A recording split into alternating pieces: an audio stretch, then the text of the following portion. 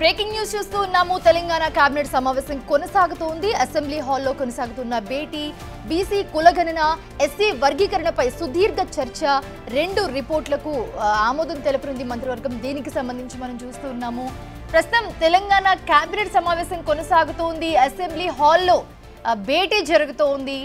BC కులగణన అలాగే SC వర్గీకరణపై సుదీర్ఘంగా చర్చిస్తూ ఉన్నారు. 2 రిపోర్టులకు కూడా ఆమోదం తెలుపనున్నారు మంత్రివర్గం.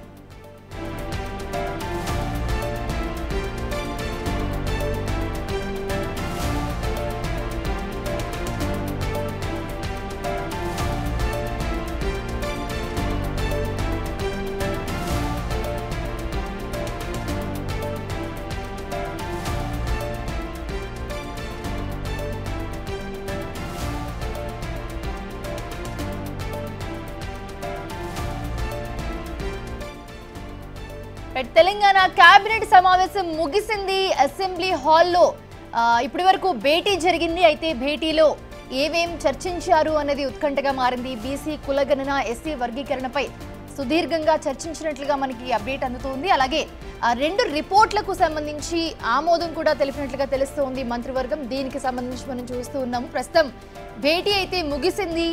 సో భేటీలో ఏం చర్చించారు అనేది ఉత్కంఠగా మారిందని చెప్పుకోవాలి.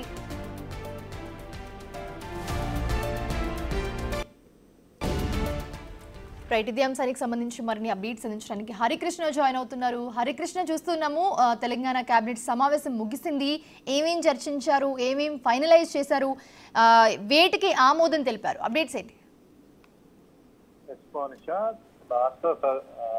అసెంబ్లీ శాసనసభ ప్రత్యేక సమావేశంలో కేబినెట్ 2 నివేదికలకు సంబంధించి అసెంబ్లీ మొదటి హాల్లో అయితే కేబినెట్ సమావేశం నిర్వహించడం జరిగింది. ప్రధానంగా బీసీ అంటే కులగణనకు సంబంధించి నివేదిక, అదేవిధంగా ఎస్సీ వర్గీకరణకు సంబంధించి నివేదిక పైన అయితే ఈ కేబినెట్ లో చర్చ జరిగింది. అయితే ఎస్సీ వర్గీకరణకు సంబంధించి ఏ విధంగా ముందుకెళ్ళాలి, ప్రధానంగా ఏ కులాలు ఎంత జనాభా ప్రాతిపదన ఎంత మేరకు వారికి ఎన్ని వర్గాలుగా కేటాయించాలి, ఏ కులానికి ఎంత రిజర్వేషన్ కేటాయించాలని చెప్పేసి ప్రధానంగా చర్చ జరిగినట్టుగా తెలిసింది. ఇప్పటికే ఈ యొక్క ఎస్సీ వర్గీకరణకు సంబంధించి షమీమ్ అఖ్తర్ నేతృత్వంలో అయితే షమీమ్ అఖ్తర్ నేతృత్వంలో అయితే కమిషన్ వేయడం జరిగింది. ఈ కమిషన్ రిపోర్టు మేరకు 3 నుంచి 4 కేటగిరీలుగా ఈ యొక్క ఏబిసిడి వర్గాలుగా ఈ యొక్క ఎస్సీ సామాజిక వర్గాన్ని విభజించాలని చెప్పేసి సూచనాప్రాయంగా కమిషన్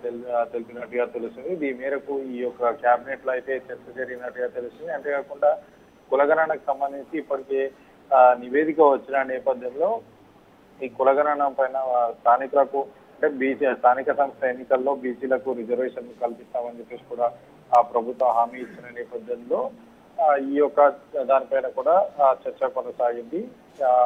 ఇప్పటికే అటు రాజకీయ పరంగా ప్రతిపక్షాలు అనేక ఆరోపణలు చేస్తున్నాయి. ఈ యొక్క బీసీ కులగణన ఏదైతే జరిగిందో ఈ కులగణన సరిగ్గా జరగలేదు, బీసీలను తక్కువగా చేసే ప్రయత్నం చేస్తున్నారని చెప్పేసి కూడా ప్రతిపక్షాలు ఆరోపిస్తున్న నేపథ్యంలో కూడా ప్రభుత్వం వాటికి ధీటుగా సమాధానం ఇస్తూనే ఇటు 100% ఈ యొక్క ఏదైతే సర్వే జరిగిందో ఆ సర్వే నిష్పక్షపాతంగా జరిగింది. దీనిపైన ఎట్లాంటి ఆరోపణ చేయదు.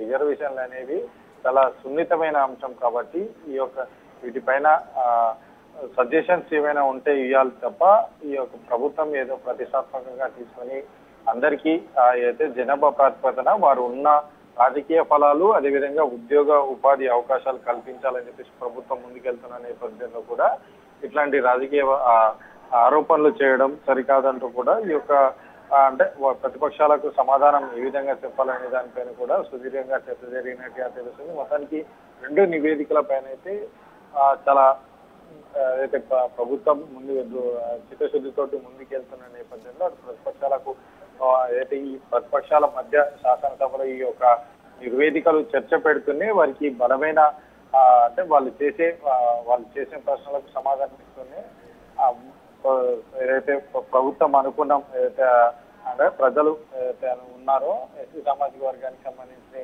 వారికి రిజర్వేషన్లు కావచ్చు, అదేవిధంగా వర్గీకరణ కావచ్చు, అంతేకాకుండా బీసీ సామాజిక వర్గానికి సంబంధించి స్థానిక సంస్థల్లో రిజర్వేషన్లకు ముందుకెళ్లాలని చెప్పేసి కూడా ఈ యొక్క కేబినెట్ లో అయితే చర్చ జరిగింది. ఈ మేరకు అయితే కేబినెట్ సమావేశం ఇప్పుడే ముగిసింది. ఈ మేరకు 2 నివేదికల పైన కూడా శాసనసభ సభ్యుల మధ్య అయితే చర్చకు పెట్టిన అనంతరం అయితే వీటికి శాసనసభ మధ్య ఆమోదం అయితే రానుంది.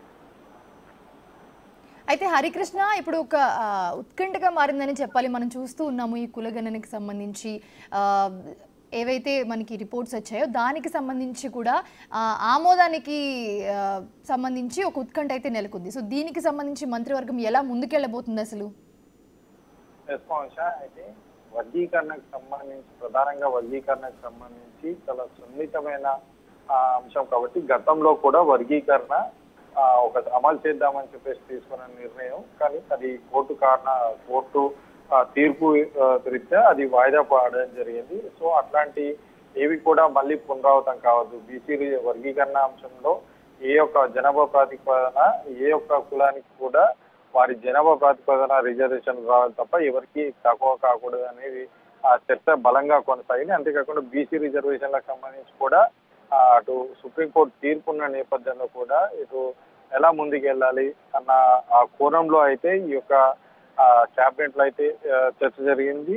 అయితే అటు డెడికేషన్ కమిషన్ సంబంధించి కూడా ఇప్పటికే నివేదిక వచ్చే అవకాశాలు ఉన్న నేపథ్యంలో కూడా లీగల్ గా ఎట్లాంటి ఇష్యూ రావచ్చు అని చెప్పేసి కూడా ఈ యొక్క 2 నివేదికల పైన సుదీర్ఘంగా చర్చ కొనసాగింది. నిన్న కేబినెట్ సబ్ కమిటీ కూడా దాదాపుగా ఎస్సీ వర్గీకరణకు సంబంధించి దాదాపు 4 గంటల పాటు చర్చ జరిగింది. ఇప్పుడు ఈ కేబినెట్ కూడా దాదాపుగా 2 గంటల పాటు అయితే ఈ నివేదిక పైన చర్చ చేసింది. Right, thanks for the updates Harikrishna.